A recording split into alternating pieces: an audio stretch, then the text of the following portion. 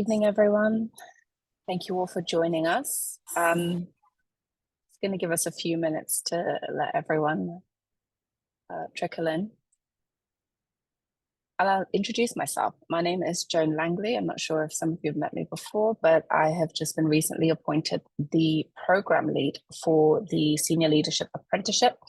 I think that most of you are probably expecting Professor Colton to deliver this, but we felt that since I will be leading the program and most of you will be having, I'll be the main point of contact from here on in, it's best for me to be the face, have a conversation with you all and introduce myself. So I'll give it a few more minutes.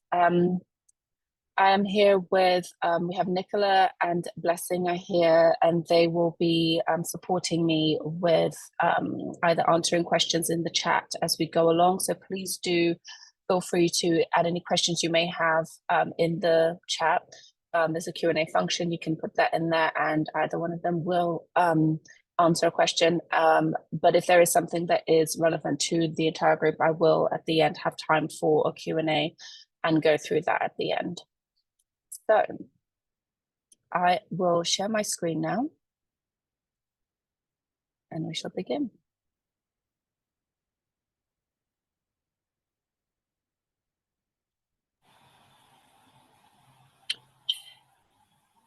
Yep, we can see the screen. Brilliant, thank you. I'd like to welcome you all to, and even just to talk and give you a bit more information about the Senior Leadership Apprenticeship with the Executive MBA at UCL's Global Business School for Health.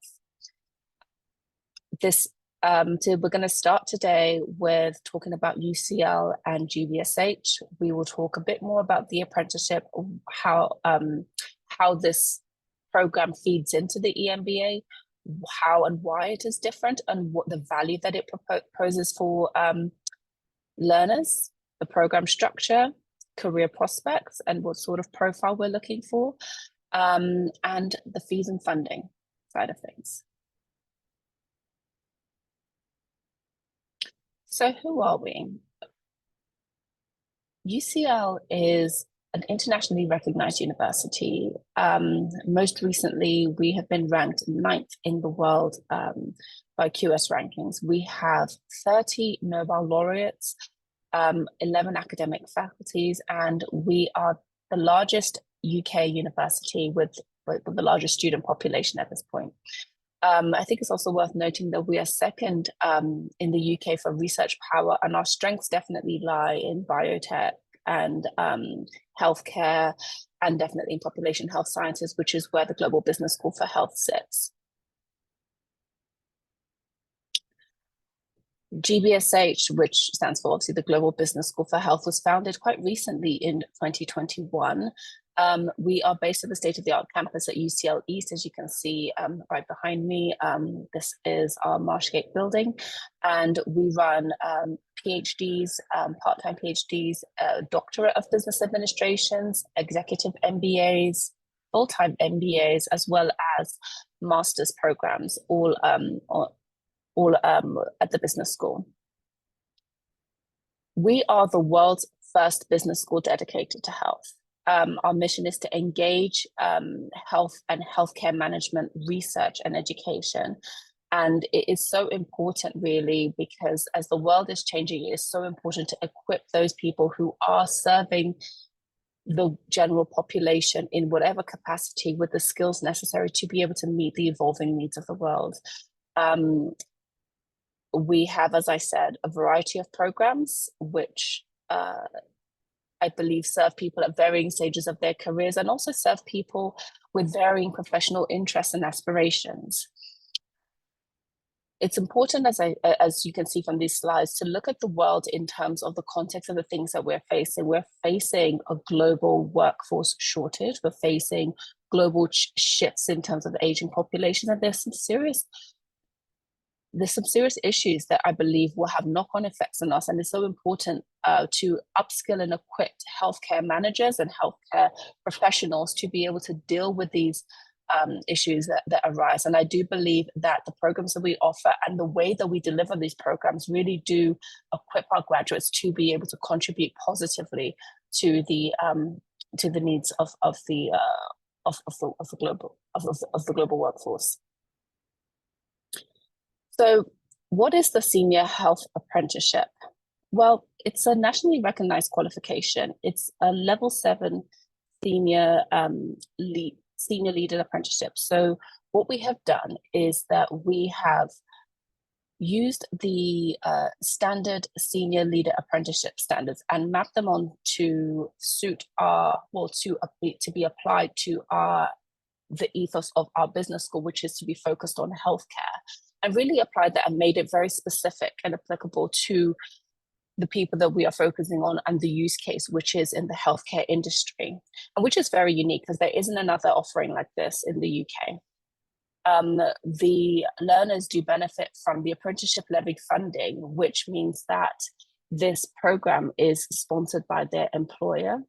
And it is designed for people that are working and to be able to learn alongside their work. And I think that this is valuable because one thing we realize in this day and age is that we all have to be lifelong learners. It's going to be very difficult to be able to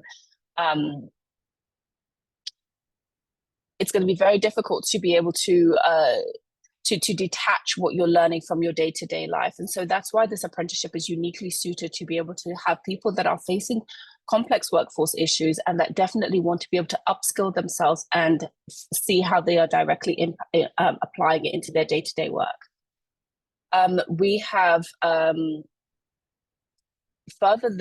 is a further learning opportunity, which is to then top up your senior leader apprenticeship, which is a standalone postgraduate diploma with 6 additional months at the business school, taking a few extra credits to then qualify with an executive MBA from the business school.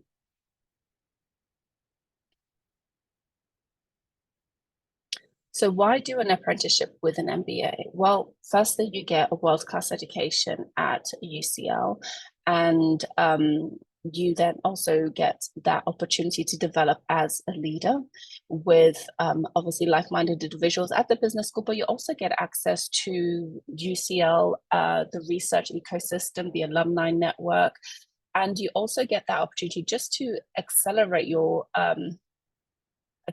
career by just for access and in-depth knowledge that you probably would not get access to elsewhere, specifically for that healthcare setting.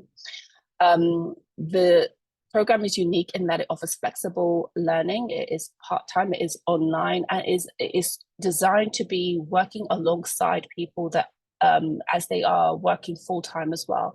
So it is a specialized focus. You have themes that are definitely aligned with what you would be facing on a day-to-day. You deal with strategy, with leadership. There are also modules that will be new to some people, but there are some things that will definitely build on what you are facing on a day-to-day basis. You get opportunities for interactivity and it's quite a supportive learning environment, and there is opportunity for career advancement with career support from the business school, but also from our external partners as well. So the program structure, each module is crafted to develop critical skills and knowledge to prepare people for advanced leadership roles in healthcare. You'll be taking modules such as strategy, people, marketing, finance and economics. It is definitely an interesting way to learn because it's not just taught modules. There is synchronous and asynchronous learning, meaning that there are things that will be live lectures that you would need to attend, and there's also self-directed learning.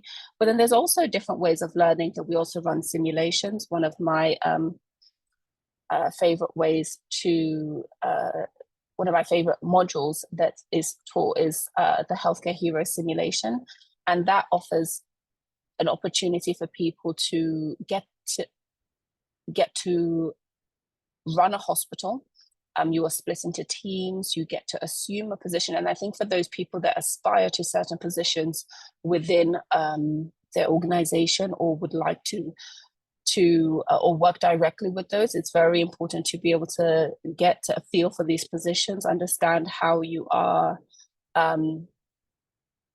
engaging with people, preparing the documents, and making these strategic decisions. So you are running a hospital, you're taking some strategic decisions, and you have 8 rounds, which are 2 years. I guess it's split into quarters, and you make some financial decisions, and you're dealing with the outcomes of that. And it's so important because you deal with a pandemic, you deal with a workforce strike, you deal with a hospital nearby going bust, you deal with your own hospital's financial issues, and these are issues that people will have to deal with on a day-to-day basis. And I can't stress how valuable that sort of learning is. And I think that for people that want a way to be able to say, how does this differ from anything that they could do elsewhere? This is one aspect of things that you would not be able to get on your own and in another place. And so I definitely think that this simulation, and even just the variety and the styles of learning, is definitely offers a unique opportunity to be able to contextualize your learning and integrate it into your day-to-day, and also for you to be able to think about your future, your career, and where you were planning to go to, and get a feel and actually start to assume those roles and those responsibilities very early on. Because should you enroll and start in September, actually this module is something that you will be doing before December this year. So I'm quite excited to say that.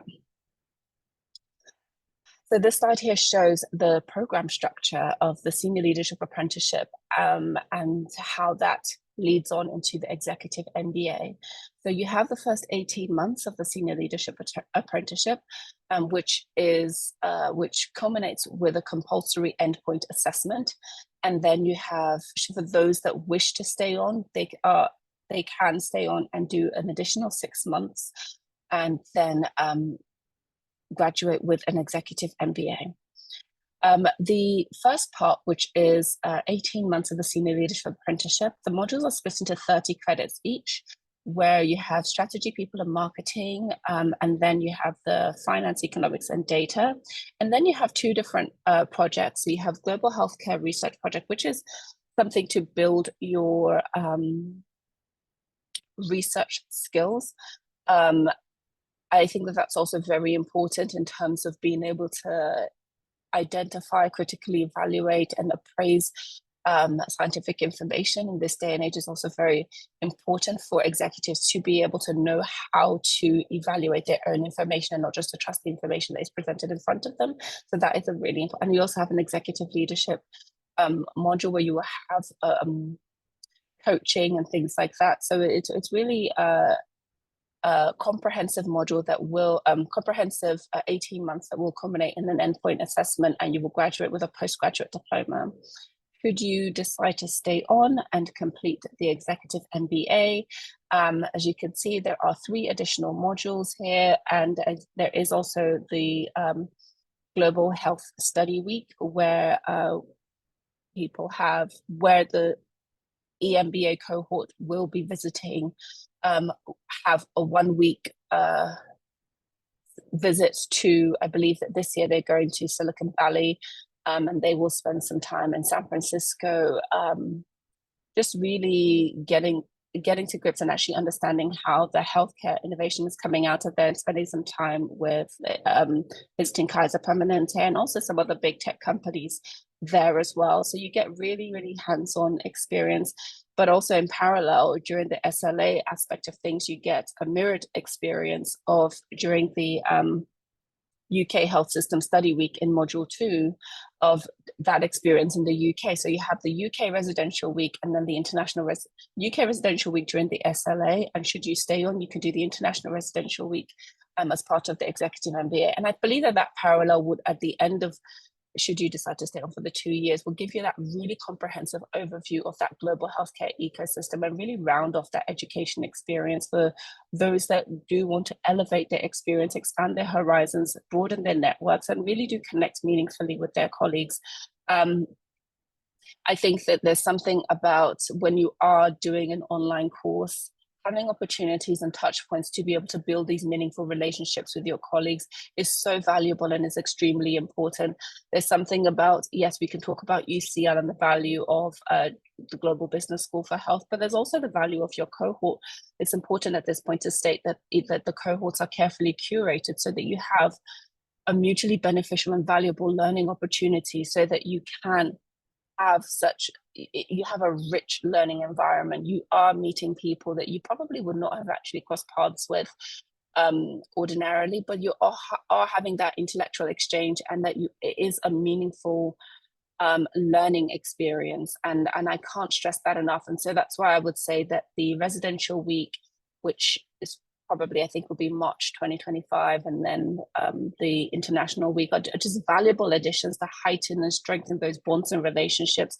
Because on graduation, these are the strengths and the relationships that you will fall back on, in 10 plus years time, when people are, I'm sure you probably hear of people saying that, like, yes, I did my MBA with this person, because actually it's formed from these sorts of relationships and these sorts of opportunities to form these bonds, to grow your careers together, to learn from each other. And I definitely do see that happening with our current cohorts. And I do see that, and I do hope that that is an experience that you would be able to benefit from should you join the incoming cohort.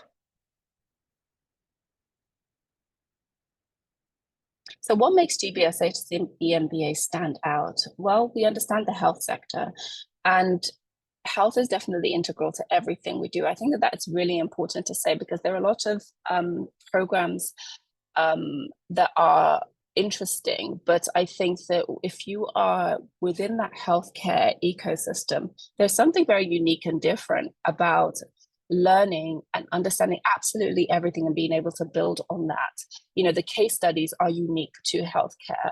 Each of the professors and lecturers that you will interact with have either a healthcare background, researching in healthcare.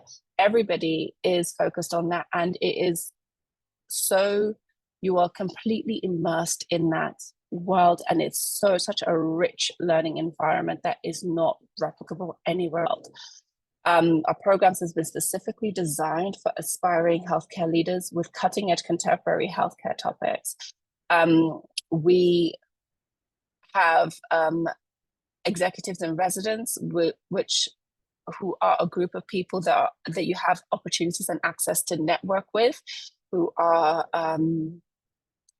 CEOs or senior healthcare executives within the healthcare industry, that will come in and either be mentors or give you guest lectures and things like that, but that you have a rich environment for people to be able to learn from, network with, and form relationships, and actually just have opportunities to be able to really grow. Because sometimes it can actually be isolating. I think that, like, from speaking from my experience, as somebody that has had a varied career within the healthcare industry, I think that when you are somebody that has quite high ambitions, it can be quite isolating when you do not see that reflected in your immediate circle, sometimes within the team you're working with or within your department, and you're not quite sure where to connect, because actually going into a traditional business school, in some places you get it, but you don't quite get it doesn't 100% apply to you, every single thing they're saying, and you would really like to find those like-minded individuals. And I cannot stress how valuable it is to be completely immersed within that space.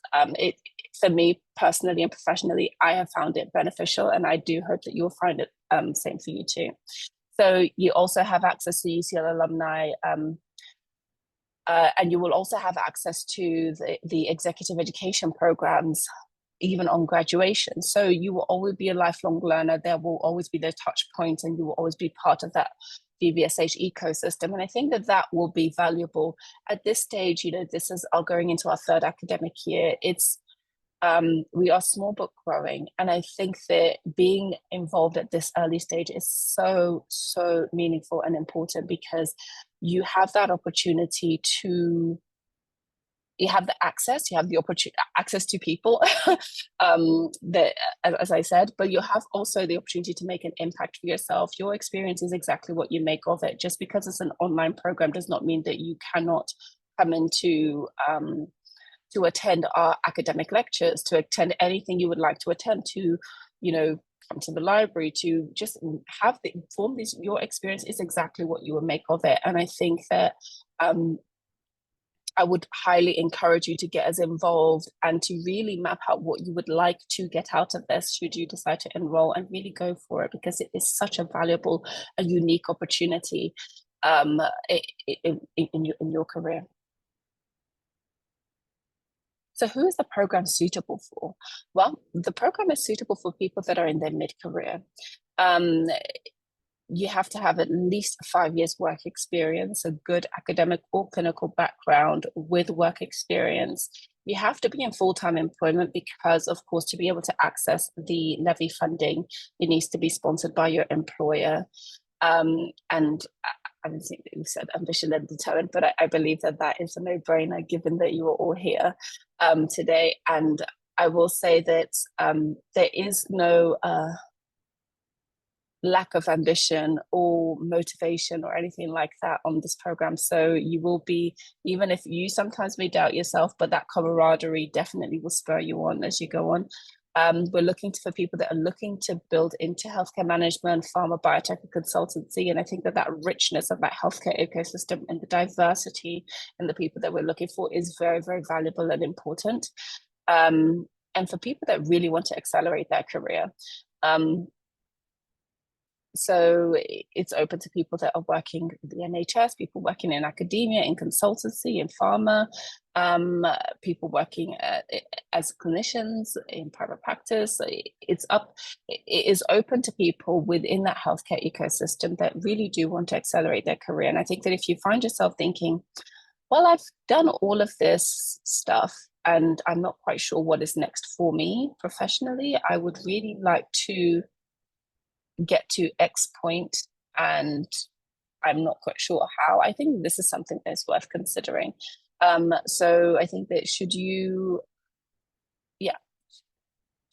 have questions about that and and you feel like you fit that academic criteria as well, really do consider applying. In terms of the application process, I think we may cover this a bit further on, but I will just mention it now. For the apprenticeship side of things, you just need to demonstrate that you have English and Maths GCSE or the equivalent, and that will be to satisfy the apprenticeship aspect of the application process. And for the UCL side of things, you would need to have 2-1, a second class degree. But I believe that it's two different requirements, but it should not preclude you from applying should you feel that you do not have all of those things. So for example, if you did your GCSE equivalent or high school education in a country and it's not GCSE equivalent and you don't necessarily have that to prove, you can still enroll and we would just get the paperwork sorted and get the equivalent. We just need to be able to demonstrate it before you graduate. And it's the same thing with, let's say, yes, we've said a 2-1, but if you have a different qualification and it's not in that format, or you have maybe a lesser degree and valuable work experience, there are ways around certain things. So I do believe that it is a broadening of that scope to include as many people as you can. But the important thing is actually these traits on there, which is why it's important for me to stress that actually it's more so the drive, the career motivation and those things. I think that it's important to not count yourself out just based on any sort of paper qualification. And if you are considering it, really do reach out and we can have a conversation about that. So it's also important to know that while you are committed to being within your organization, should you decide to go through the apprenticeship levy funding, this is also open to people looking to change careers. So people looking to go into healthcare consulting, looking to go into senior management within pharmaceutical industry, or even senior roles within the NHS or even academia. I believe that this, especially a nationally recognized degree from such a well-known university, really does open doors and just grant you those opportunities to be able to make those big moves. So you do have some time to and you have the resources, because you do have the career coaching, the one-on-one mentorship, the access to professionals. So you have a lot of that exposure and that opportunity to be able to decide and shape how you want your career to look on the other side of the apprenticeship plus EMBA, should you decide to stay on and complete that. So fees and funding side of things. So the total fee for the senior healthcare apprenticeship plus EMBA is £30,000, which is important to say is discounted compared to those that would just be completing the executive MBA. That is worth saying. And the first £14,000 will be funded by the apprenticeship levy. The remaining 16,000 fee is to be paid for the executive MBA, and that can be funded either self-funded, it can be funded by your employer, it could be funded through scholarships, it could be funded through a variety of ways. If it is funded by yourself, it will be split over 2 years in, I believe, 6 payments. So it's not that we're expecting that as a solitary lump sum. But then if you are from if your employer is a smaller employer that does not pay into the levy, you can also access the levy through the link shared here, which is for non-levy payers. If you are interested in this, my colleague Nicola can share this link with you, and I believe they shall probably put it in the chat during the Q&A portion for those that are interested as well. Yeah.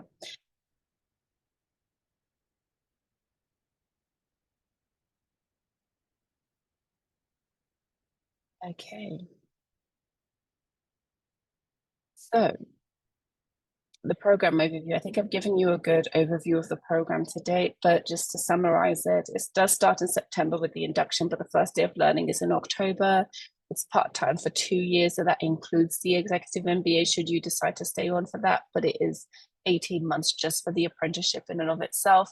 It's online and part-time, and at this point, it's probably worth mentioning that the teaching times are Tuesdays, Wednesdays, and Thursdays, 1:30 till 2:30 on a Tuesday and a Thursday, 1 till 2 p.m. on a Wednesday. So it's around lunchtime.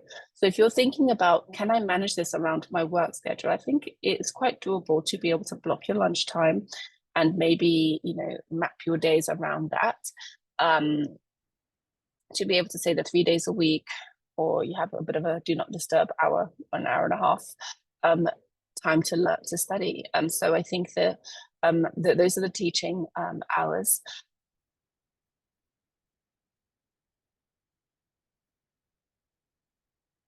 So we'll talk a little bit more about the Global Health Research Projects. I think I mentioned that briefly earlier, but just to give you a little bit more overview about the projects and how that differs to the taught modules. I think that the difference here is that the taught modules are a little bit more of the classical,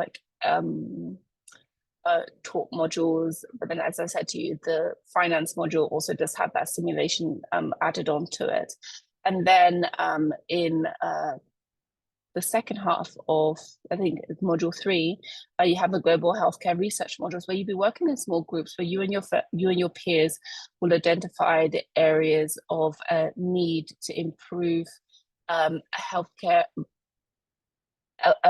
identify an area of need of healthcare research.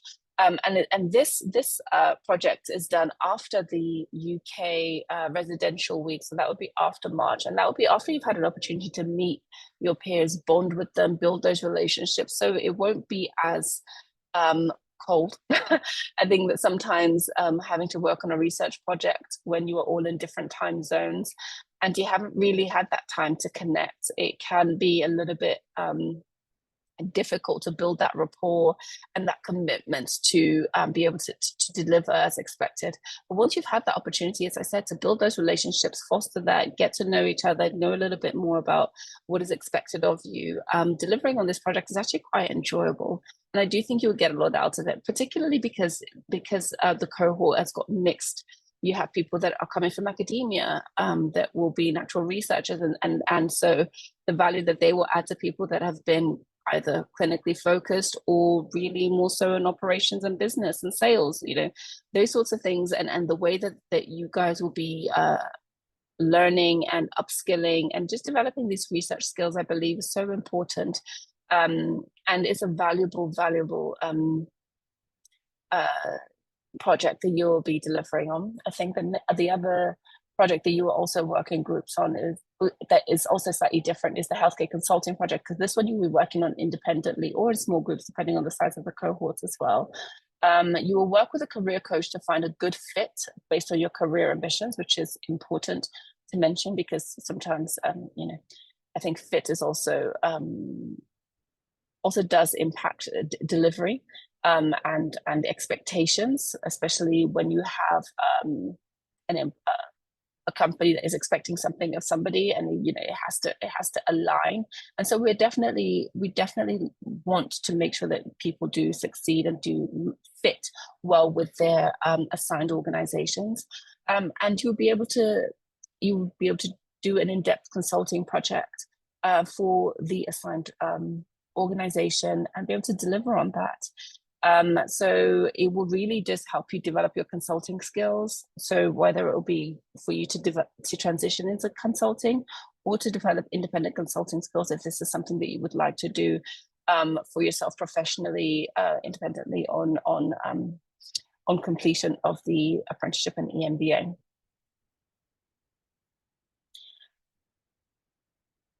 I believe I've touched on the admissions and entry requirements here, but I will state that the part I didn't mention is that you would also need to submit a personal statement with 2 references, and all candidates who meet the entry requirements will be interviewed. However, it is a competitive process, so it's something that I would say should take some time. But definitely get your application in, but really do take some time to make sure that you submit a great application.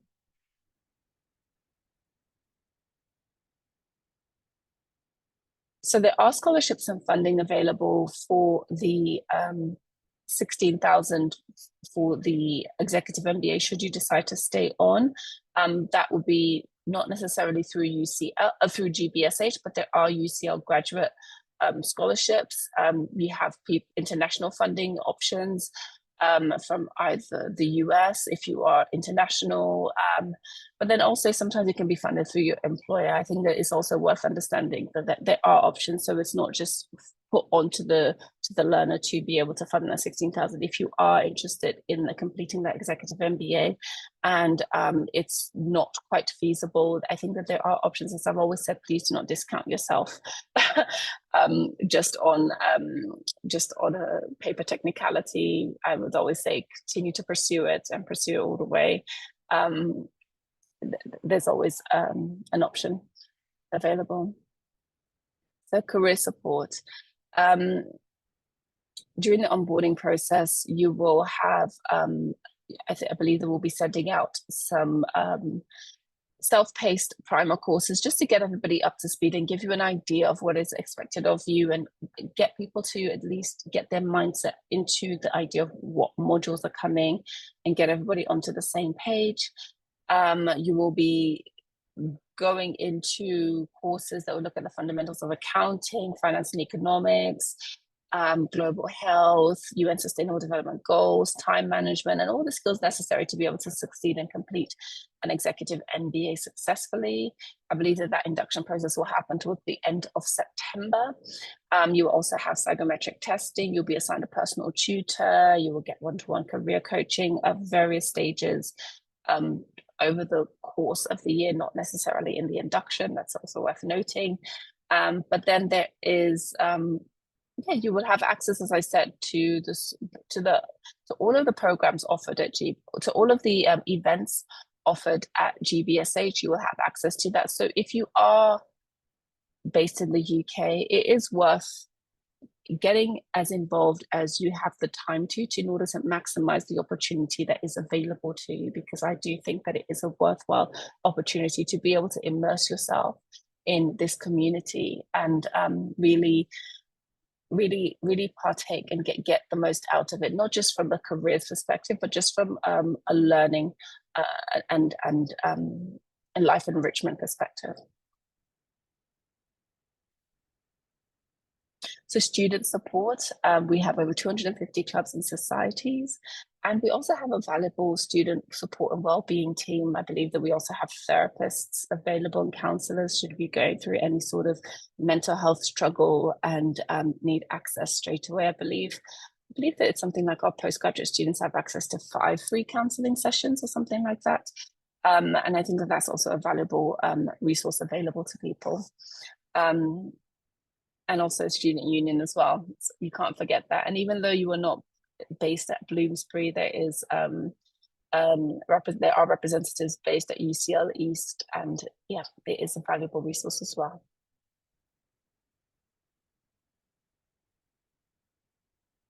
So as I've mentioned, we have the Study Week in London, which does mirror the International Study Week as well.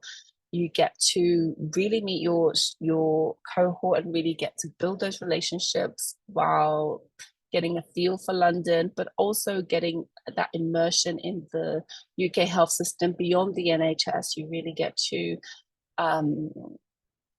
have a lot of site visits at pharmaceutical companies, tech companies, and really get a bit more of a holistic perspective of the healthcare ecosystem in the UK beyond the healthcare delivery aspect of frontline facing clinical work. And I think that is something that is worth looking at. So there is time for a question and answer. As I said, my colleague Nicola is available. I hope she's probably answered some of the questions in the chat. Please do. I'm going to stop sharing my slides now. And I will go into the chat. Okay.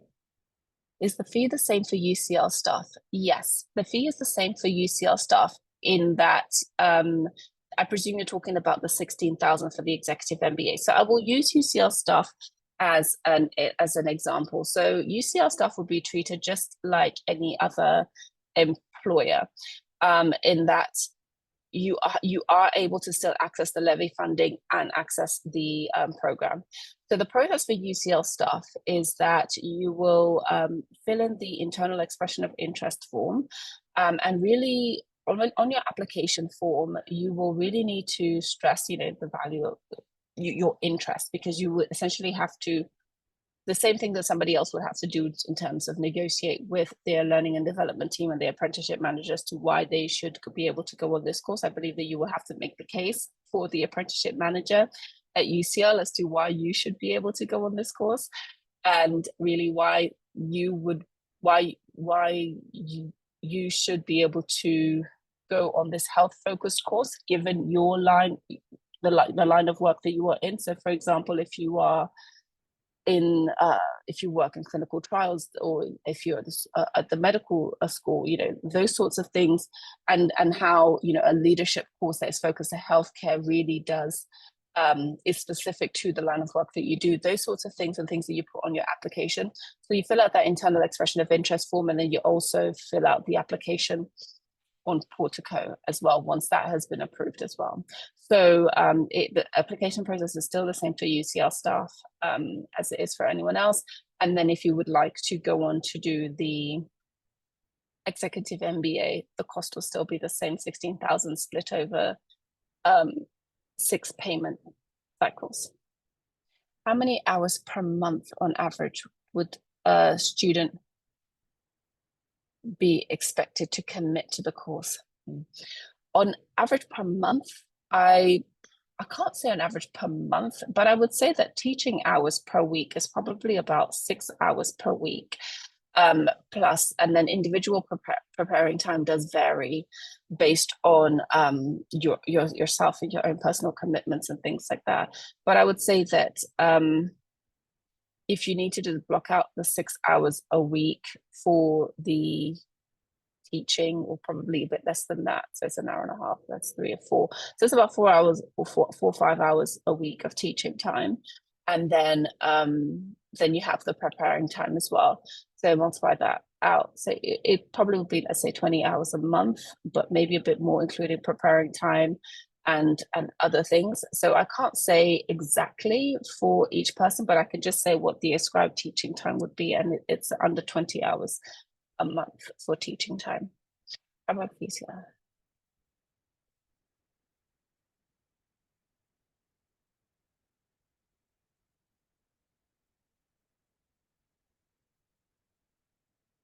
Are there any students finishing their undergraduate degree? No, I think that the apprenticeships are for people that are working full-time employment. Yeah, I think that you have to be in full-time employment for the duration of the apprenticeship.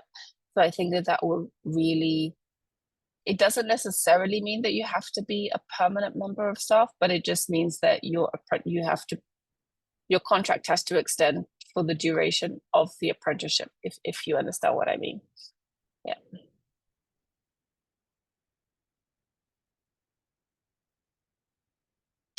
So yes, you will need work-based mentor, and actually um, that's somebody that you would just need to have a touch point with about once every 12 weeks, and then once every 6 months.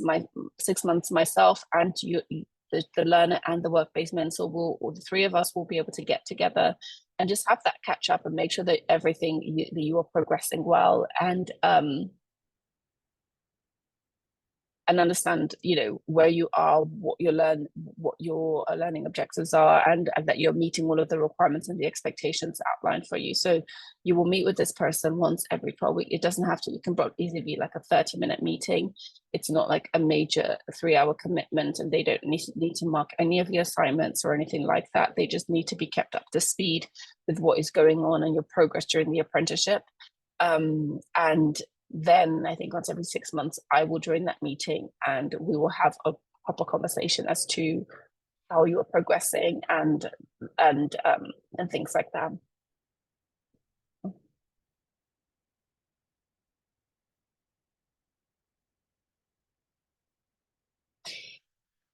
If you're looking to transition into healthcare, but you're not currently working in healthcare, I do think that you will be able to get onto the program, because it will be an exciting opportunity for you to learn and immerse yourself, as I said, within the healthcare ecosystem.